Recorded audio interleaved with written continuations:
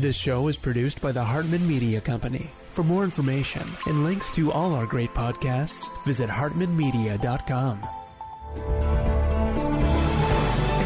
Welcome to The Commercial Investing Show, where we analyze, explain, and exploit the opportunities presented in today's commercial property marketplace. If you're interested in apartments, mobile home parks, self-storage facilities, and other income property, you've come to the right place. We'll explore what's hot and what's not in markets nationwide in the relentless pursuit of return on investment. Here's your host, Jason Hartman. It's my pleasure to welcome a returning guest back to the show, and that is none other than Mr. G Edward Griffin. He is, of course, very well known for the excellent work in his book, his classic book, I guess I now could say, The Creature from Jekyll Island. And he spoke at one of our Meet the Masters conferences a few years ago, been on the show several times, and it's always a pleasure to have him on. Welcome. How are you, Edward? Well, thank you for inviting me, and I'm doing just well. Good to have you back. So, you've written extensively and talked extensively about monetary policy and the way the banking cartel has been basically abusing the entire planet, and certainly people in the U.S., because we have the largest central bank, the quote-unquote Federal Reserve. Nothing federal about it.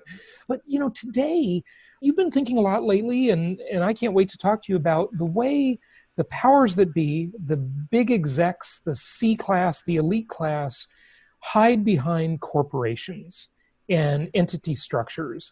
And there's certainly a purpose for these vehicles. I believe they were created centuries ago to facilitate shipping and exploration around the world when the great explorers in Portugal and Spain and Italy and so forth went out to settle the New World. And there was a lot of risk in doing that. People might lose their fortunes. So these entities, my understanding is the history, they were created so that people could not be personally liable and they could put some capital at risk, and that would be all they risk, nothing more. But certainly as we see today in the corporatocracy, there are abuses. They're just absolutely pathetic and disgusting. One of the things I teach, as you probably know, in my 10 commandments of successful investing, when I'm talking mostly to real estate investors, is commandment number 3, which says, thou shalt maintain control. And what I refer to here is when people invest money and they are not a direct investor in something, where they don't possess the thing they invest in, they entrust their money to somebody else.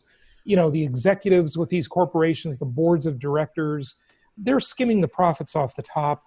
Even worse, they might be a crook, or they just might be stupid, and you'll lose your money because of their dishonesty, their stupidity, or just because they take a huge management fee off the top. And Lou Dobbs wrote a great book years ago called War on the Middle Class, and in it he talked about Oracle and how Larry Ellison, founder and CEO of Oracle, in 2 short years took over $700 million out of Oracle, almost $1 billion. And that would be fine with me if the shareholders were getting a great return. But the reality was the shareholders lost 61% of the value of their stock during that same 2-year period. And this is sadly perfectly legal. When these companies, Wells Fargo is the latest, they've got like a scam every month now, they get fined, but the shareholders pay the fine. The executives don't pay the fine. It's just a complete separation and a misalignment of interest. There's a lot to go on there. What are your thoughts? Well, those are my thoughts, Jason. It's been one of my pet peeves for many, many years. I got caught up in the trap, I would call it, or at least the trend of people saying, those corporations are lousy. They ought to be punished. Those corporations should be. How do you punish a corporation? It's a non-entity. It's an abstraction. It's an agreement. How do you punish an agreement?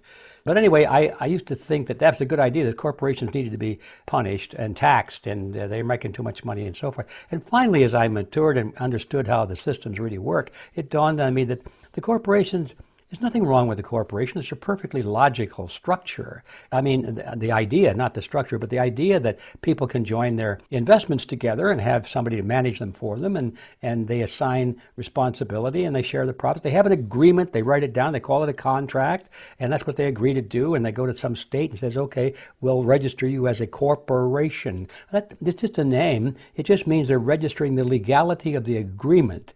and therefore the laws of the state will enforce the agreement if the agreement fits the rules and so forth. And there's nothing wrong with that, because you find corruption everywhere. Let's face it, the biggest banks in the world are partnerships. The biggest banks in the world are partnerships. They're not corporations. And we don't see any different operation there just because they're partnerships.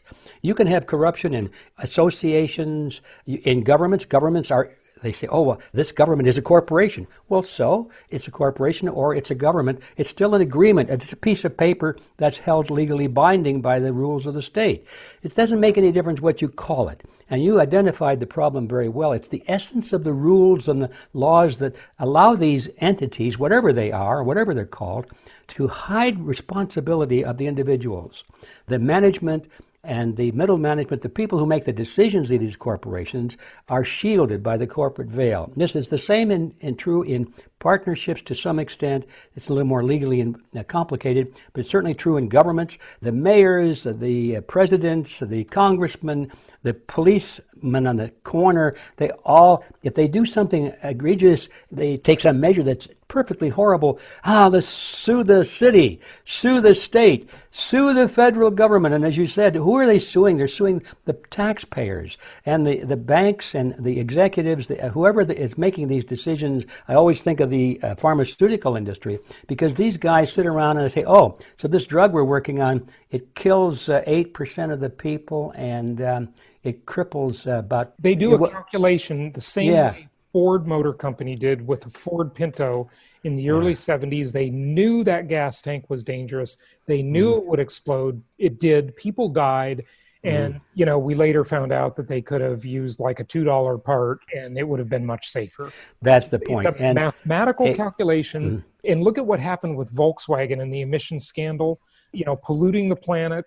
The executives always get off the hook, and they just make paying fines part of their business plan, basically. Yes, it's the cost of doing business. That's how they look at it. But the worst part is it's a cost to the shareholders, not the executives. Now, granted, the executives probably own some stock, sure, but there's a total disconnect between. Well, there is a disconnect. And the shareholders.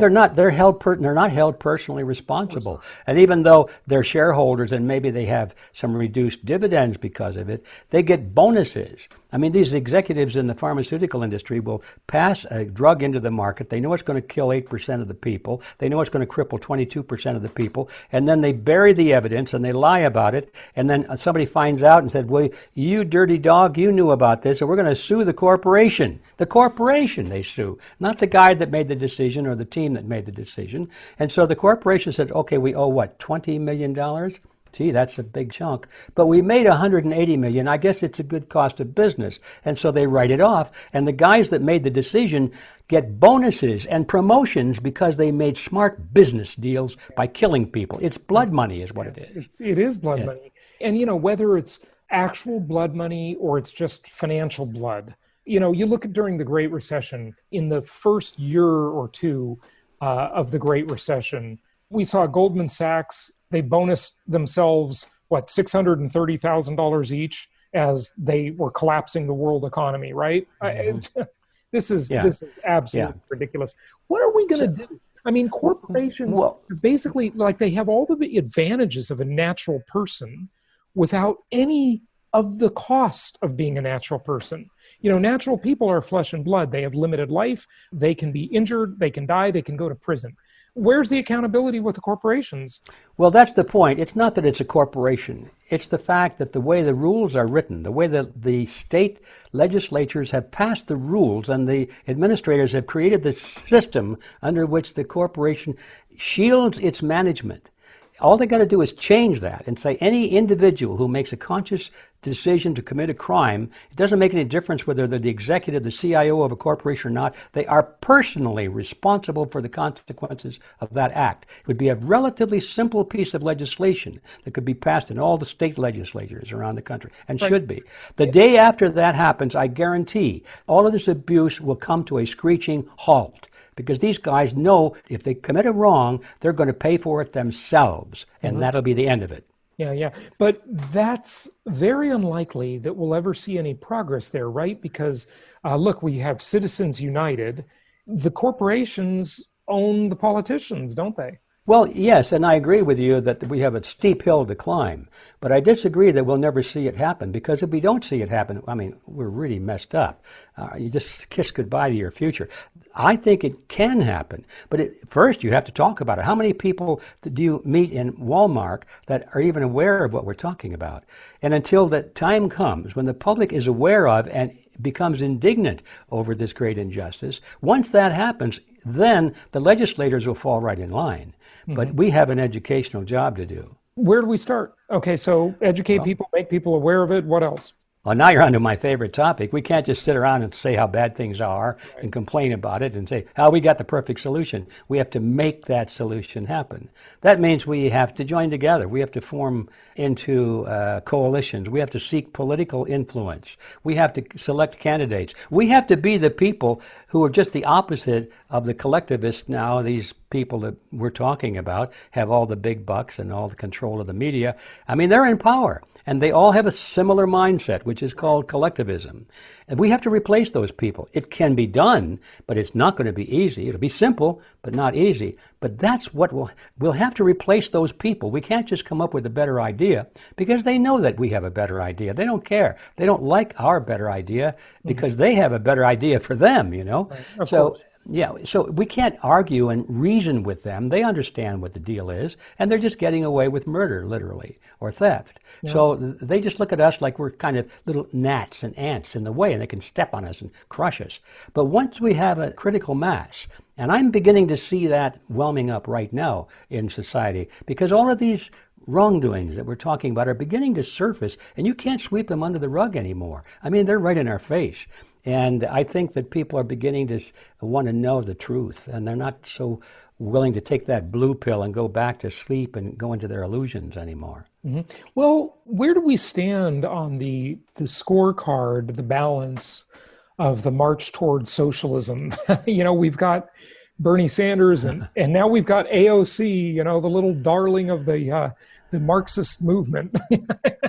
My answer to that is that the march towards socialism was completed at the end of World War II. We have been in socialism since that time. It's just a question of degree, but I would say our socialist quotient right now is probably about 99%. It breaks me up when I hear people say, down with capitalism. Look at all these things that capitalism is doing. I mean, we're starving, we're out of work, our prices are going up, but down with capitalism. Capitalism was swept aside decades ago. We're living under socialism, folks. We just don't call it that. You just go to the dictionary and look up what the word means. The state ownership or control, well, control is more Nazism, but they're the same, basically, that the state controls the means of production, they own all the property, and that they're trying to take away all of our personal property right now. That's why I said we still have 1% left. But we've been living under this thing called socialism ever since World War II, maybe before that. Well, I mean, define that. I don't know if people listening would agree with that. I mean, the state doesn't own the means of production on everything. Of course, they have liens on it. I get that. You get that. Well, yeah. What wouldn't you call that ownership? I mean, if you don't pay your taxes on your house, what happens? The owner takes it from you. They take it, of course. Yeah. The state owns your property, folks. Wake up. Well, that's what I say, you know, to our investor clients is almost everywhere on the planet, there are very few exceptions, governments have a perpetual lien on your properties. So the idea of owning a property free and clear is an absolute myth. And you actually make yourself a foreclosure target if you have a lot of equity in your property. So I say the best thing to do is let the bank own or encumber as much of that property as possible and leverage it, because of course the return is higher, the risk is lower, but you don't make yourself a target for foreclosure. If you forget to pay your tax bill or your HOA dues, the property can just be taken away from you. It's absolutely crazy. Yeah, well, that's why I say that we haven't lived in a true free market capitalist system for a long, long time. Mm-hmm. So the march toward socialism was done a long time ago. Mm-hmm. Now we're going beyond socialism into a pure totalitarian state with no pretense even anymore of taking care of the people. It's just that's the way it's going to be. Shut up and get in line. Mm-hmm. Well, not to be particularly political here, but I have to ask, what do you think about Trump? I mean, he's a different kind of cat for sure in comparison to what we've had, Obama And then, the rise of the Bernie Sanders AOC class, I'll call it, or Kamala Harris, or, any of them. I mean, there's so many Democrats in the race. Who knows what to think. But where does this kind of fall with you? I'm curious. Well, if you ask me that question in the morning, I might have a different answer than in the afternoon. Depends on what Twitter says, right? Yeah, it depends on what's going on. I have very strong mixed emotions. Of course, there's a lot about Trump that I like, but when I sit back and look at it objectively, most of what I like about Trump is that the radical left hates him. Well, it's a some funny of thing. The Rhino Republicans hate him too. So. And so he's got excellent enemies. And I start thinking, that's the game that's been played on the American people for decades. We don't vote for candidates anymore. We vote against candidates. That's how people get elected. It's negative. Right. I don't like either of them, but I hate that one, so I'll vote for the lesser of two evils. Yeah. Dealing with that, if I were a politician, and I would say, how do I get elected? Well, I need to have somebody running against me that's really, really bad. Mm-hmm. Okay. Now, if you opposition, right? Yes. Now, if you believe, as I do, that both political parties are essentially the same and have the same control behind them, and we're talking about the big banks, for example. I mean, they own the politicians, as you said, and that means both parties. So if they own both parties, do they really care which one gets elected? Not really. They might say, well, let's keep the charade going so people think they're having a voice in their own political destiny. So we have to have this contest going on, the left versus the right, supposedly, or the Republicans versus the Democrats, a lot of debate and clash. And the more clash there is, the more anger there is, the more emotion there is, the less people think about what's really going on. You don't really think anymore what's going on. Now, Mr. Trump says all these good things. He's going to stop illegal immigration. Oh, hooray for Trump. But we find out later, well, he's not doing that at all. Mm-hmm. When he was campaigning, we got to put an end to these wars overseas. And so, we'll vote for him. Well, now he's not doing that at all. Mm-hmm. I remember this phrase when I was studying the works of communists. I wanted to find what made their brains tick, and I found it. They and the Nazis, the fascists, believed the same thing. But when I was doing that, I ran across a lot of writings by Vladimir Ilyich Lenin. And one of the things that stuck in my mind, Lenin said, well, a couple of things. He said, promises are like pie crusts made to be broken. Mm-hmm. And then in another essay, he said, words are one thing, actions another. Mm-hmm. And when I look at what's going on in the political arena today, I keep thinking of those Leninist phrases. Mm-hmm. And so now you ask me, how do I evaluate not just Mr. Trump, but any candidate or any office holder? I get a disruption between what they say and what they do. And I'm beginning to get very calloused about the whole thing. I think we're being taken for suckers. Mm-hmm. Yeah, we are. The question is, how do we get this to turn around? It is voting for the lesser of two evils, and there's kind of an interesting quote about that. You can always tell the quality of a person by the quality of their enemies, or there's some quote along those lines, which I find to be an interesting quote. Yeah, but I disagree with that. I disagree with that because in this world, these people are professionals, and they know that if you're not so hot yourself, you better have an enemy that is so atrocious and so smelly that nobody even notices you. They're just they would vote for anybody just to avoid having that guy. Right. So I look at who is controlling these Antifa groups, who's funding them, and so forth. Where does that all come from? The George Soros? The George Soroses, and then we got the deep state, right? Supposedly they're opposed to each other, but they're not really. And so we got what looks to me, at least, like Soros and this leftist crowd is all funding and promoting all this theater on the left. And I call it theater because if those people weren't on the Soros payroll, they wouldn't be doing what they're doing. They're not ideologues. They're being paid. Now, they might have it in their heart to say, yeah, we agree with this, but they wouldn't be there. And then we have these so-called white supremacists. Where do they come from?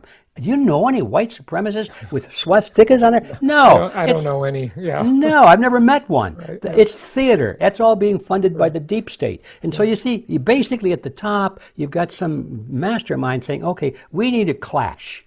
And so they fund and organize both sides, and we are given the choice. Which side do we want to vote for? Mm-hmm. Yeah. That's how it works. Sure. So talk to us a little bit about, people all hear the terms, the deep state, Antifa. What are those? And then, the George Soros backing. what's the motivation of Soros, of the deep state, of Antifa? I mean, I have a feeling you're just going to say control, but, maybe... Well, the question is control for what? Yeah, right. I see where your question is going logically. Yeah, why are they doing this?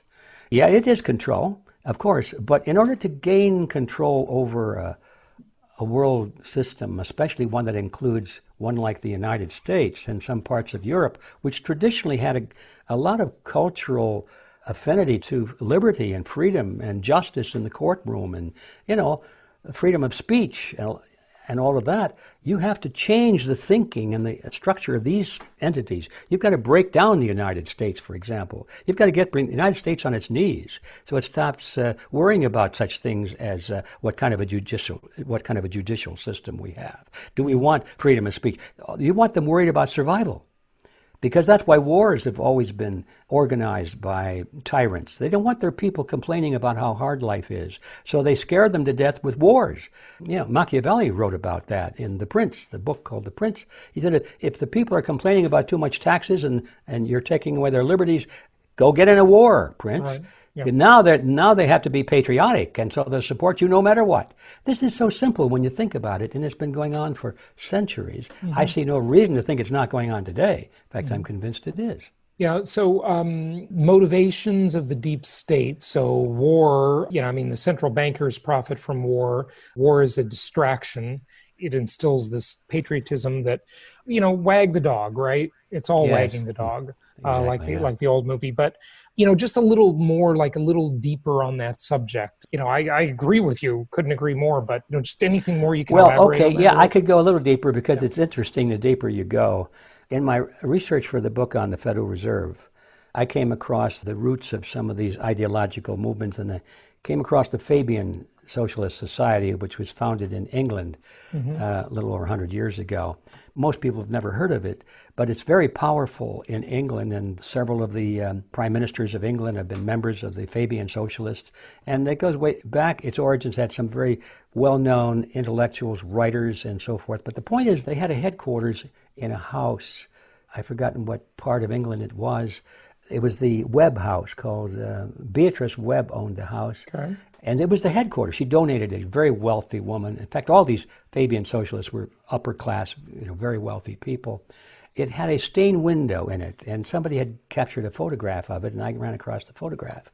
When you blow it up and you look at it, I'm getting to the point, believe it or not. Yeah, no problem. The Fabian socialists, they believed that gradualism was the way to take over the world. This is their goal. They're socialists, but they want to take over the world. And they said, you don't do it with guns and bayonets. You can, do it but slowly. You do boil it the frog. Slowly, and you go into the institutions of your target nation. You go into the school system and the media, universities, financial centers, and then you just gradually change it.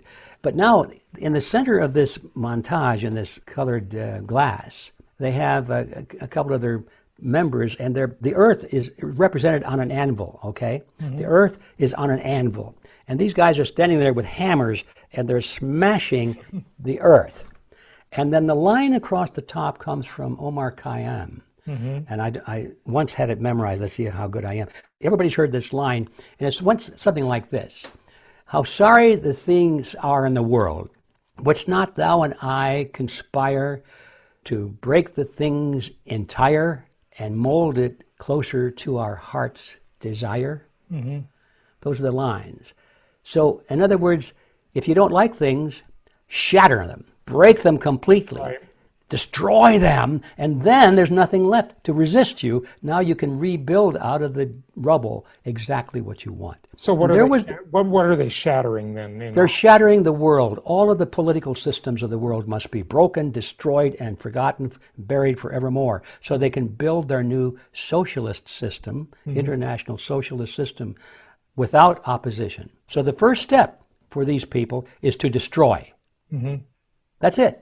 To destroy. When people are on their knees, when people are worried about food and water. They're worried about the basics. They can't get on. They don't worry about freedom of speech. They don't worry about taxes. As long as they have food, there's nothing. They have no money for taxes anyway. It's just survival. And there's kind of like a another thing going on, like another track, right? They've got that track that you mentioned, but they've got the other track, which is the bread and circuses track, right? Yes. Where, you've got millennials that want avocado toast, okay, instead of buying a house. Yeah. I mean, there's that other track of the, making people kind of passive and docile. In fact, one of the conspiracy theories that I'm certainly willing to entertain, and I'm quite conflicted on this issue, you look at this trend toward legalization of marijuana. I certainly think it should be legal. I have libertarian beliefs. I think if someone wants to alter their state of mind, as long as they're not driving a car or hurting anybody else, what business is it of the government to tell them they can't do that? However, at the same time, that particular substance makes people very docile. It makes them very passive. And maybe this move toward that, if you got a bunch of millennial potheads, hippie smoking like the hippies did in the 60s, they're not going to rise up. They're not going to do much, right? They're going to just go with the flow, Yeah. I mean, thoughts about that? I don't know. Well, nobody talks about that one, but me, it seems like. Well, yeah, that's almost an ongoing debate for as long as I can remember. Yeah. At what point is it proper for the state to intervene? And I think I know the answer to that. It's a harsh answer because it means a lot of times you have to stand by and let the state just ignore these problems and try and leave it up to the citizens to handle rather than bring the power of the state in. Mm-hmm. And I agree with you that the state has no business in telling us what we can do as long as we're not threatening the life, liberty, or property of somebody else. But that means we have to have a principle and follow it all the way down, and that gets pretty hard because now, well, what do you think about this poor person over there? Don't we have an obligation to take care of that person? Mm-hmm. And my answer is, well, if we do, and I think we do, then let's dig into our pockets and do it voluntarily. Mm-hmm. Let's not do it through the coercion processes of the state because now it gets corrupted because people have to administer that. Of course. And then they want to rake something off of the top and then they'll reward their friends and punish their enemies and we're back to where we started because our intentions were good. So when you get a principle, you have to stick with it. Yeah, they'll dole out the favors to their cronies. Yeah. And that's the way it always goes. You see that at the government level, at every level of government. You see it in the United Nations and the Oil for Food program. You see it in the world of charities and foundations. It's just everywhere you look. It's just a human thing. And we have to understand that humans are fallen creatures. They're going to do that stuff. It's terrible. But the way to reduce the amount of that corruption is to simply reduce the size and power of the institutions, because then there just won't be that much to corrupt. That's it, exactly. We're talking about that famous letter from Jefferson to a doctor friend of his, right after the Constitution was enacted and adopted. Why, he got this letter from a friend, and he said, Mr. Jefferson, now that we have this new Constitution, how can we be sure that only good men are elected to office? Mm-hmm. And Jefferson's reply was classic. It was just almost on the edge of irate. He said, "Speak to me not of good men. Mm-hmm. Rather, let us bind men down with the chains of the Constitution." Mm-hmm. And boy, there it is. I mean, he was saying basically, hey, dummy, do you think good men are going to go into office? Wake up. Bad men are going to go into office because it's tempting. And the more power and money that's there, the more tempting it is, the stronger magnet it is for the predator class. He said, of course, evil men are going to go into office. So don't count on it. Don't count on those good men. They're not going to be there. Yeah. So what we need to do is build a system so that it's not attractive to the crooks. Right. Exactly. I mean, why is it that people will spend $25 million to win a job that pays $180,000 a year? That's absolutely insane. You obviously know that's not just an ego trip. Okay. It's way more than that. It's a power trip. And somehow they always become incredibly wealthy when they're in Congress. It magically happens. I know. It's interesting. It's amazing. Must be an act of God. It must be. It must be. Please give out your website and tell people where they can find out more. Well, thank you, Jason. The main thing on my agenda right now is the Red Pill Expo that we're going to have on June 7 through 9 in Hartford, Connecticut. And by the way, depending on, because this is like evergreen content, depending on people hear this, this is something you do every year, right? We do it every year, yes. So this year, it's 2019. It'll be in Hartford, Connecticut. This is number 3. So we're on the road. It's a smashingly successful event. In a nutshell, it's a place where people go to break the illusions in their lives and discover truths that are being withheld from them. Mm-hmm. And there are plenty of those to go around. Anybody who's interested in that, just look it up on the internet. You'll find it under, under Red Pill Expo. And so redpillexpo.org probably will be it forevermore. So that's very much much of my life. But now, if people want to know what I think about how we can turn this around, I would invite you to what I like to think of as our think tank, which is freedomforceinternational.org. We have nothing to sell there except ideas. We talk about the kind of things we've been discussing today with an emphasis on finding practical solutions. Mm-hmm. And as I said before, the main solution is that we've got to recapture control of the system. We can't just write letters to our corrupt congressmen. We have to replace those guys with people like ourselves who have no axe to grind and are willing to make sacrifices to keep the system pure. Yeah. And second, and then if anybody wants to read some books and watch some documentary films and lectures which back up all of these ideas, I invite them to come to our bookstore, which is realityzone.com. Good stuff, realityzone.com. G Edward Griffin, thanks again for joining us. All right, thanks for the invitation. Thank you so much for listening. Please be sure to subscribe so that you don't miss any episodes. Be sure to check out the show's specific website and our general website, hartmanmedia.com, for appropriate disclaimers and terms of service. Remember that guest opinions are their own, and if you require specific legal or tax advice or advice in any other specialized area, please consult an appropriate professional. And we also very much appreciate you reviewing the show. Please go to iTunes or Stitcher Radio or whatever platform you're using and write a review for the show. We would very much appreciate that. And be sure to make it official and subscribe so you do not miss any episodes. We look forward to seeing you on the next episode.